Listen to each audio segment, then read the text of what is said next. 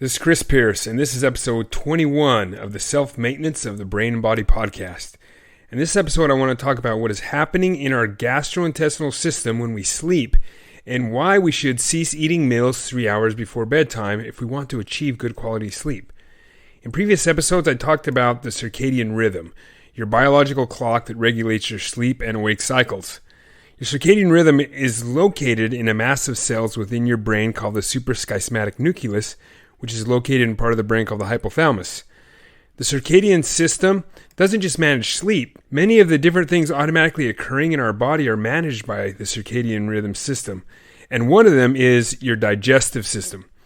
Light and dark cycles will trigger the circadian rhythm for sleep and wakefulness, and for digestion, there's other cues triggering when it's time to tell the circadian rhythm to prepare the body for digestion. So the American Academy of Sleep Medicine recommends that we eat our last meal at least 3 hours before bed.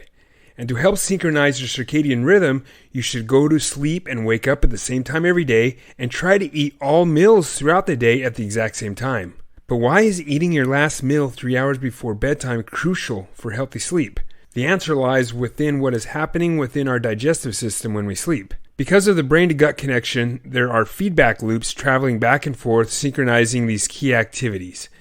Eating less than 3 hours before bed disrupts what is known as the feeding entrainment clock, managed by the circadian rhythm. Now, on average, it takes 3 to 4 hours for most foods to digest.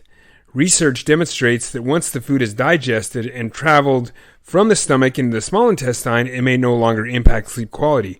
But with food still remaining in your stomach, your ability to digest the food has greatly decreased. And this leftover food will begin to wreak havoc on your sleep. During sleep, many hormones that are needed to support healthy digestion are no longer being released, making it difficult to properly break down any undigested food remaining in our stomach when we sleep.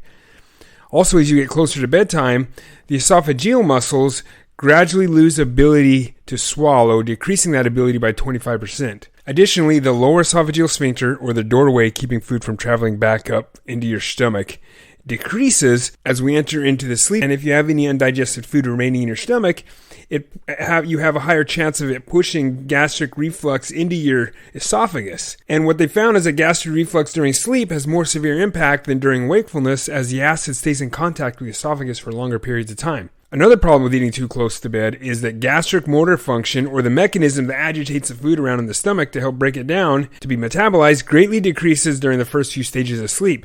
Meaning if you still have undigested food in your stomach when you fall asleep, it'll take longer to metabolize and can awaken you due to stomach pain. Additionally, during the second stage of sleep, during non-REM stage 2, a protein called trefoil peptides are released to fight against bacteria that cause ulcers and other gastrointestinal diseases and cancers. Not only does eating too close to bed disrupt sleep quality, but it impacts overall health. Harvard Health and Medicine in a 2022 news release shared research demonstrating that eating too close to bed is linked to obesity, cardiovascular disease, and diabetes. Eating too close to bed increases weight gain.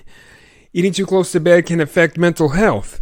The International Journal of Environmental Research and Public Health found that eating too close to bedtime increases the symptoms of anxiety and depression. So my challenge to you this week is simple. Stop consuming food 3 hours before your scheduled bedtime and try to consume all meals at the exact same time every day. This concludes this episode. Please tune in every Monday for a new self-care tip. If you enjoyed this episode, do me a favor and share it with your family and friends. Also, please check out my self-care book titled Self-Health and Vagaji, Self-Directed Learning Approach to Mental and Physical Self-Care. You can find a link to this book in the show notes of the podcast.